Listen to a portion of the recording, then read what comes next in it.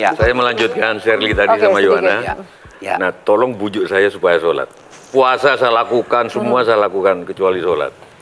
Ketika Allah perintahkan ibadah-ibadah yang lain, itu cukup perintah ayat saja turun. Allah perintah haji, ayat saja turun. Allah perintah puasa, ayat saja turun. Allah perintah bayar zakat, ayat saja turun. Tapi ketika Allah perintah sholat, tidak boleh ayat turun. Nabi dijemput oleh 2 malaikat, kemudian diajak naik, ketemu dengan Allah untuk menerima perintah ini. Kenapa? Karena perintah ini sangat penting.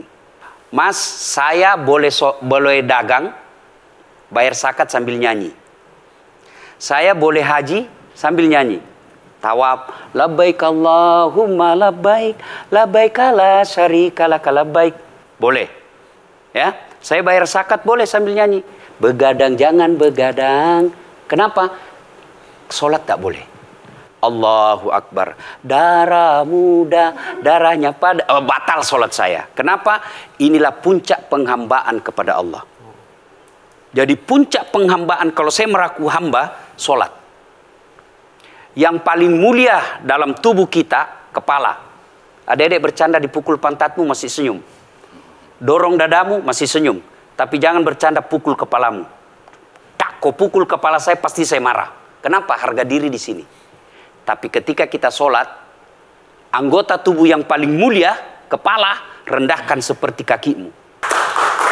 Kita akan masuk ke next block. Ini penting. Kalau saya sudah mulai ini. Oke. Ya, karena kalau ketika saya mau sholat, saya melihat banyak koruptor sholat.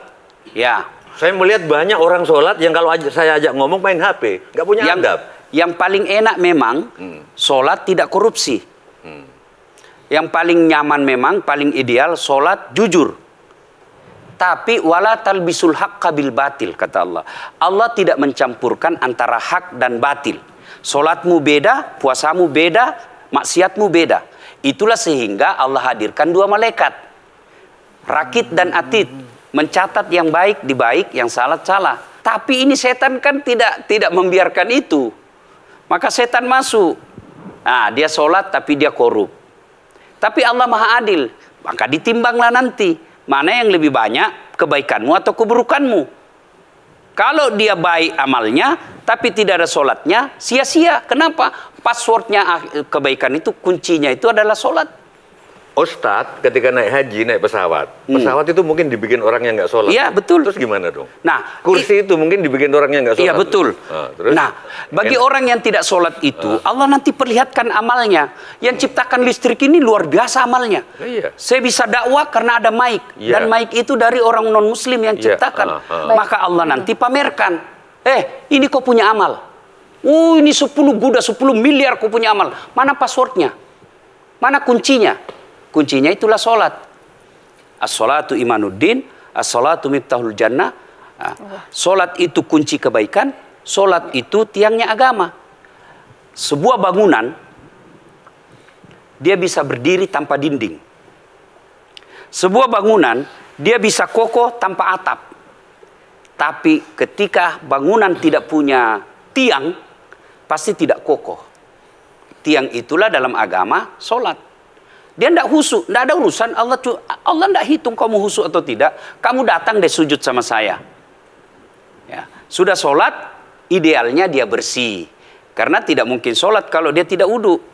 Tapi kok ada orang sholat tapi jorok. Buang sampah sembarangan. Itulah keberhasilan setan menggoda kita. Itulah sebabnya kita minta perlindungan kepada Allah. Kenapa ketika melontar 3 jumroh? Orang haji kan melempar 3 jumroh. Satu tiang, 7 batu. Kenapa tidak dikumpul saja itu? 1 kali lempar, tak, tak, tak. Kenapa? Kenapa mesti 3 hari dan kenapa mesti 3 titik? Itu pesan moralnya, melawan setan itu perlu napas panjang. Dengar azan, jangan pikir setan, dia tebar itu. Tidak usah kau sholat, nanti kau tua. Anggaplah pergi sholat, setan menyerah, tidak. Buru-buru kamu, buru-buru. Akhirnya apa? Wudhu tidak sempurna. Anggaplah Anda wudhu dengan sempurna. Setan menyerah, tidak. Masuk masjid. Tidak usah sholat sunnah. Tidak usah sholat sunnah. Prinsipnya setan, kalau dia tidak bisa dikalah, jangan untung. Nah, gimana Mbak Teja? Udah teryakinkan? Oke.